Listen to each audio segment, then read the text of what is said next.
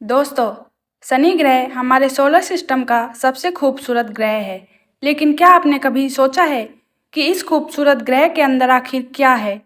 इसकी रिंग्स के पार इस ग्रह के अंदर की दुनिया कैसी होगी? क्या इसमें कोई जीवन हो सकता है? क्या शनि के अंदर कोई सॉलिड सरफेस हो सकती है? चलिए, क्यों ना हम चलते हैं शनि ग्रह की सैर पर और देखते हैं आखिर इस ग्रह की सुंदरता का राज क्या है। तो चलिए चलते हैं आज शनि ग्रह के एक अद्भुत सफर पर। दोस्तों, पृथ्वी से बाहर आकर स्पेस में काफी शांति महसूस हो रही है, लेकिन मैं आपको बता दूं कि शनि हमारी पृथ्वी से लगभग 1.5 अरब किलोमीटर की दूरी पर मौजूद है। हमें लाइट की स्पीड से अपनी स्पेसशिप से यहाँ पहुँचने में मात्र 4 घंटे का ही समय लगेगा। इन 4 घंटों में हम Lord of the rings film देख लेते हैं, क्योंकि इसके बाद हम सोलर सिस्टम के असली लॉर्ड ऑफ द रिंग्स यानी शनि पर पहुंचने वाले हैं। तो दोस्तों, रेड प्लेनेट मार्स और जुपिटर को बाय बाय कहने हुए हम पहुंच चुके हैं सोलर सिस्टम के लॉर्ड ऑफ रिंग्स यानी शनि ग्रह के करीब। यहाँ आप देख सकते हैं कि शनि ग्रह कितना सुंदर लग रहा है। शनि और जुपिटर दोनों ही गैस जॉइंट्स हैं और दोनों का एटमॉस्फेयर लगभग सेम है। नासा और बाकी स्पेस एजेंसी ने अब तक शनि को एक्सप्लोर करने के लिए कई स्पेस मिशन भेजे हैं, लेकिन उनमें से कैसिनी स्पेस प्रोब ने ही शनि को काफी करीब से जाना है। इस मिशन के तहत लगभग 13 साल तक कैसिनी ने चारों ओर घूमते हुए हमें इस ग्रह को जानने में मदद की है, लेकिन सितंबर 2017 को कैसिनी स्पेस प्रोब ने हमें अलविदा कह दिया और यह शनि के अंदर समा गया। तो फ्रेंड, आज हम अपनी स्पेसशिप और हाईटेक स्पेस स्वीट के साथ आए हैं शनि ग्रह के अंदर गोता लगाने, और इसके भीतर जाकर हम देखेंगे कि आखिर इसके अंदर चल क्या रहा है। शनि के अंदर जाने से पहले हमने सारे इंतजाम कर लिए ताकि हम इसके अंदर के भयानक टेम्परेचर और प्रेशर को सहन कर पाए। जैसे जैसे हम शनि के अंदर जा रहे हैं, हम शनि की ब्यूटीफुल रिंग्स से गुजरते हुए एक अद्भुत नज़ारा देख पा रहे हैं। यह सभी एस्टेरॉइड और कॉमेट्स की संरचना है जो रॉक और आइस पार्टिकल से बनी है। फिलहाल हम शनि की तरफ उसी स्पीड से गिरे जिस स्पीड से धरती पर गिरते हैं, लेकिन यहाँ आकर हमें पता चलता है कि शनि जो धरती से काफ़ी बड़ा है, इसमें 763 धरती समा सकती है, लेकिन इसके बावजूद भी शनि की ग्रेविटी धरती से मात्र 7% ही ज़्यादा है। जैसे जैसे हम शनि के अंदर जाएंगे, यहाँ हम बादलों की अलग अलग परतों से परिचित होंगे। शनि ग्रह के वायुमंडल की पहली परत अमोनिया बादलों की है, जो कि अमोनिया के सफ़ेद बादल है। यहाँ पर टेम्परेचर -130 डिग्री सेल्सियस है और यहाँ पर वायुमंडलीय दबाव पृथ्वी के जितना ही है। फिलहाल हम ठंडे बादलों से गुजरते हुए 1 किलोमीटर प्रति घंटे की रफ्तार से आगे बढ़ रहे हैं। जैसे जैसे हम आगे बढ़ रहे हैं, यहाँ पर अंधेरा बढ़ता ही जा रहा है।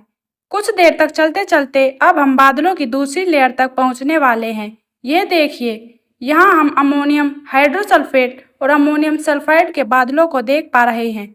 यह बादल भूरे रंग के हैं। यहाँ आकर वायुमंडलीय दबाव पृथ्वी से 2 गुना हो जाता है और टेम्परेचर -100 डिग्री हो चुका है। अब जैसे जैसे हम और डीप जा रहे हैं, हमारे चारों ओर अंधेरा बढ़ने लगा और अब इस अंधेरे में हम अपने हाथों को भी नहीं देख पा रहे, लेकिन अब हमें अपने हाईटेक गॉगल्स लगाने पड़ेंगे और अब हम देख पा रहे हैं कि काफ़ी ज़्यादा वॉयलेंट हवाएं हमारी स्पेसशिप से टकरा है। लेकिन अब हम अपने हाईटेक गॉगल्स लगाने पड़ेंगे और अब हम देख पा रहे हैं कि काफ़ी ज़्यादा वायलेंट हवाएं हमारी स्पेसशिप से टकरा रही है और यह हवाएं 1100 मील प्रति घंटे की रफ्तार से चल रही है। यह हमारे सोलर सिस्टम में चलने वाली सबसे तेज़ हवाएं हैं।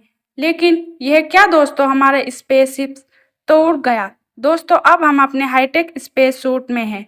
अगर हम इस स्पेस सूट को ना लाते तो हमारा मरना तय था, लेकिन आगे का हम कुछ नहीं कह सकते कि हम जिंदा बच पाएंगे कि नहीं।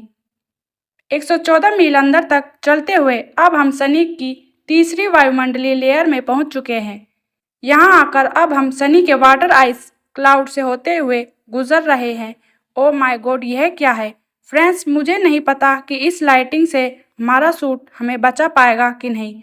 बस किसी तरह हम इस लेयर को पार कर ले तो अच्छा होगा।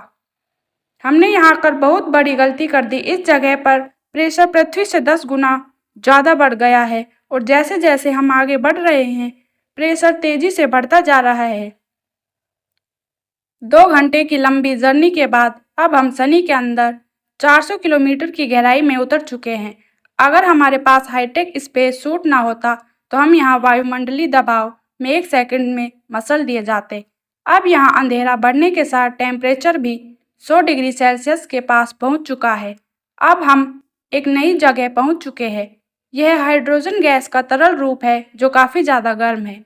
ना सिर्फ गर्म बल्कि यह तरल हाइड्रोजन काफ़ी ज़्यादा थिक है। इस तरल हाइड्रोजन में गिरते गिरते अब हम ऐसी जगह पहुंच चुके हैं जहां से और आगे हम नहीं गिर सकते, क्योंकि यहां आकर हमारी डेंसिटी आसपास के एटमॉस्फेयर के बराबर हो गई है। लेकिन फिर भी हम अपने हाईटेक सूट से शनि के और अंदर जाने की कोशिश करते हैं। फिलहाल हम इस 1000 डिग्री के टेम्परेचर में उबलते हाइड्रोजन से गुजर रहे हैं जो कि इस गर्मी में लाल लाल चमक रही है। हम लगातार इस तरल के हाइड्रोजन में गिरते जा रहे हैं और हमें ऐसा लग रहा है जैसे हम सूरज के अंदर गिरते जा रहे हैं। शनि के अंदर जाते जाते हमें यहाँ एक आश्चर्यजनक चीज दिखाई देती है। यहाँ पर हीलियम गैस की बारिश हो रही है। यह एक ऐसी इकलौती घटना है जो कि सिर्फ शनि ग्रह पर ही होती है। जुपिटर जो कि इससे काफ़ी गर्म है, वहाँ पर भी हीलियम की बारिश नहीं होती। काफ़ी देर तक गहराई में चलते चलते हमें शनि ग्रह के 200 हज़ मील अंदर जा चुके हैं और हम पहुँच चुके हैं लिक्विड मेटल हाइड्रोजन के अंदर।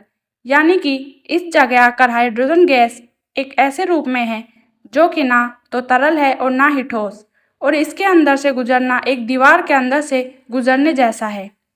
यहाँ आकर टेम्परेचर 9000 डिग्री हो गया है और प्रेशर पृथ्वी से 20 लाख गुना ज़्यादा हो गया है। शनि के अंदर मौजूद यह मेटलिक हाइड्रोजन का समुद्र शनि ग्रह की मैग्नेटिक फील्ड को पैदा करता है। अब लिक्विड मेटल के समंदर में कई हफ्तों तक चलते चलते आखिरकार हम शनि ग्रह की कोर तक पहुंच चुके हैं। शनि की कोर जो कि रॉकी मेटेरियल और एक्जोटिक आइस से बनी है। हम कल्पना नहीं कर सकते कि यह किस पदार्थ से बनी है। शनि की यह कोर पृथ्वी से 2 गुना बड़ी हो सकती है।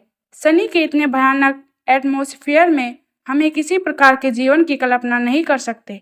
लेकिन सोचिए, फिर भी यहाँ कोई लाइफ होगी तो वह आखिर कितनी विचित्र होगी। फिलहाल यहाँ हम अपनी सूट में ज़्यादा देर तक नहीं रह सकते, तो हमें यहाँ से चलना होगा।